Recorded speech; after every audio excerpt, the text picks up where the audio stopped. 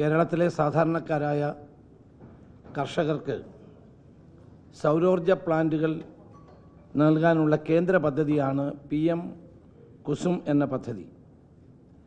എന്നാൽ ഈ പദ്ധതി വൻ വെട്ടിപ്പും അഴിമതിയുടെയും കേന്ദ്രമായി മാറിക്കഴിഞ്ഞിരിക്കുകയാണ്. കേന്ദ്ര പദ്ധതി 30% കേന്ദ്രത്തിൻ്റെ സബ്സിഡിയാണ്, 30% കർഷകർ 30% സ്റ്റേറ്റ് ഗവൺമെൻറ് എടുക്കണം, 40% കർഷകരെടുക്കണം. അങ്ങനെയാണ് ഈ പദ്ധതി നടപ്പാകുന്നത്. കൂടുതൽ സൗരോർജ പമ്പുകൾ സ്ഥാപിച്ച് കാർഷിക പ്രവർത്തനങ്ങൾ ഊർജിതപ്പെടുത്തുക എന്ന ലക്ഷ്യത്തോടെയാണ് കേന്ദ്ര ഗവൺമെൻറ് ഈ പദ്ധതി ആരംഭിച്ചത്.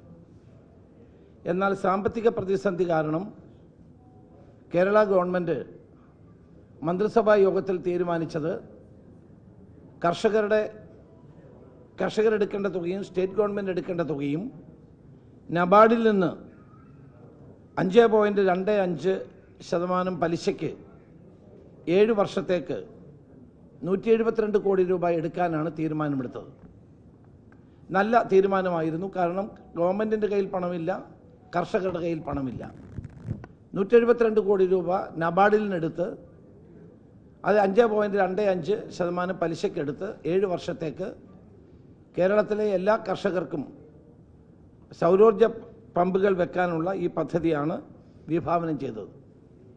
ദൗർഭാഗ്യവശാൽ അത് അനർട്ട് അഴിമതിക്കും കൊള്ളയ്ക്കും വേണ്ടി ഇത് ഉപയോഗിക്കുന്ന ഒരു സാഹചര്യമാണ് നമുക്ക് കാണാൻ കഴിയുന്നത്.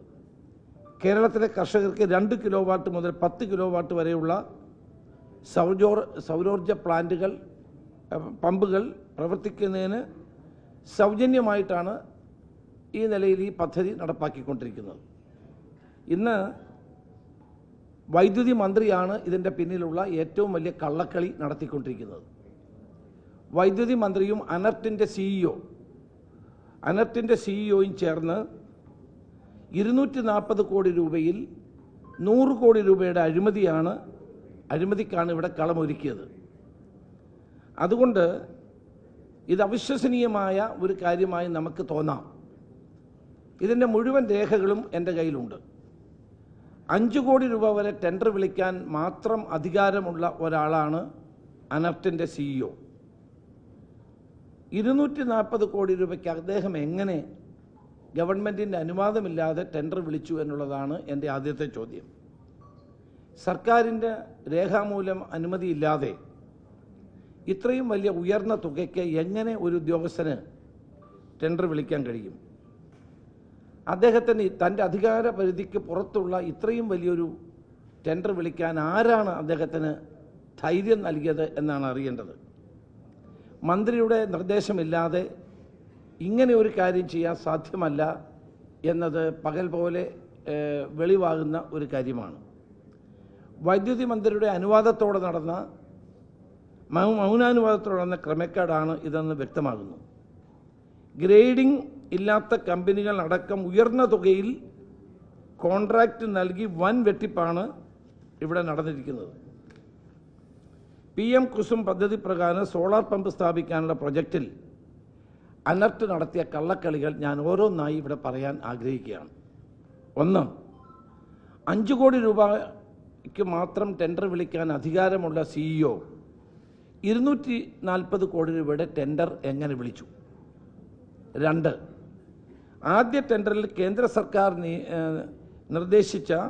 നിശ്ചയിച്ച ബെഞ്ച് മാർക്ക് നിരക്കിൽ നിന്ന് അധികം വ്യത്യാസമില്ലാതെ നിരക്ക് സമർപ്പിച്ച കമ്പനിയെ എന്തുകൊണ്ട് നീക്കം ചെയ്തു? വീണ്ടും എന്തുകൊണ്ട് ബിഡ് നടത്താൻ തീരുമാനിച്ചു? 240 കോടി രൂപയുടെ ആദ്യ ടെൻഡർ 2022 ഓഗസ്റ്റ് 10 ക്ഷണിച്ചു. 13 കമ്പനികൾ പങ്കെടുത്തു. ഇതിൽ യോഗ്യരായ ടെക്നിക്കൽ ബിഡ് സമർപ്പിച്ച 6 കമ്പനികളുടെ ഫിനാൻസ് ബിഡ് ഓപ്പൺ ചെയ്തു. ഇതിൽ അതിഥി സോളാർ എന്ന് പറയുന്ന ഒരു കമ്പനിയാണ് ഏറ്റവും ലോവസ്റ്റായി കോട്ട് ചെയ്ത കമ്പനി. ഇവർ വെച്ച ടെൻഡർ പ്രകാരമുള്ള തുക കേന്ദ്ര സർക്കാർ തീരുമാനിച്ച തുകയായ കിലോവാട്ട് ഒന്നിന് GST അടക്കം 50,472 ആണ്. നിന്ന് ഏതാണ്ട് 16,000 രൂപയുടെ വ്യത്യാസം മാത്രമേ ഉള്ളായിരുന്നു ലോവസ്റ്റ് കോട്ട് ചെയ്ത കമ്പനിക്ക് ഉണ്ടായിരുന്നത്. എന്നാൽ കുറഞ്ഞ തുക ടെൻഡർ ചെയ്ത ഈ കമ്പനി മെയിൽ മുഖേന തങ്ങൾക്ക് ഇനിയും തുടർന്ന് മുന്നോട്ട് പോകാൻ താല്പര്യമില്ല എന്ന് അറിയിച്ചുവെന്നാണ് CEO പറയുന്നത്. ഡിസംബർ 3 അനർട്ട് CEO ഫയൽ ഇത് രേഖപ്പെടുത്തി. അതിൻ്റെ കോപ്പി എൻ്റെ കയ്യിലുണ്ട്, നിങ്ങൾക്ക് തരാം. എന്നാൽ ഇത് സംബന്ധിച്ച മെയിലിൻ്റെ പകർപ്പില്ല, ഇത് സംബന്ധിച്ച് രേഖകളില്ല. സാധാരണഗതിയിൽ അങ്ങനെ ഒരു മെയിൽ വന്നു കഴിഞ്ഞാൽ ചെയ്യേണ്ട ഒരു നടപടിക്രമവും നോട്ടിട്ട് താഴോട്ട് കൊടുത്തത് ഫയലായി വരേണ്ടതാണ്. അങ്ങനെയൊന്നും ഉണ്ടായിട്ടില്ല.